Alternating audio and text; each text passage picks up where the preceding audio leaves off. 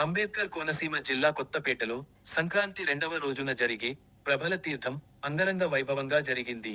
దేశం నలుమూలల నుండి వచ్చిన లక్షలాది మంది మధ్యన భక్తి భావం పొంగిపొర్లుతుండగా సంక్రాంతి ప్రభల తీర్థాన్ని ఘనంగా జరుపుకున్నారు కొత్తపేట వాసులు. గత 150 సంవత్సరాలుగా ఎంతో ఘనంగా జరుగుతున్న ఈ ప్రభల తీర్థం కొత్తపేటకు చెందిన పాత రామాలయం, కొత్త రామాలయం వీధి ప్రభలతో పోటీ వాతావరణంలో ఆధ్యాత్మిక చింతన పెంచే విధంగా కొనసాగుతుంది. ఈ ప్రభల తీర్థాలు సంక్రాంతి 3వ రోజు అయిన కనుమ పండుగ రోజున అన్ని చోట్ల జరుగుతుండగా, రెండవ రోజు అయిన మకర సంక్రాంతి రోజున జరగటం కొత్తపేట ప్రభల తీర్థం ప్రత్యేకతగా చెప్పుకోవచ్చు. 24 గంటల పాటు జరిగే ఈ ప్రభల తీర్థాన్ని తిలకించటానికి దేశం నలుమూలల నుంచే కాకుండా విదేశాల నుండి అనేక మంది వచ్చి ఈ ప్రభల తీర్థంలో పాల్గొంటారు. కొత్తపేట ప్రభల తీర్థంలో హైలైట్ బాణసంచా కాల్పులు రాత్రి 12 గంటల నుండి ఉదయం 6 గంటల వరకు ఏకధాటిగా జరిగే బాణసంచా కాల్పులకు వేలాది మంది వచ్చి తిలకిస్తూ ఉంటారు.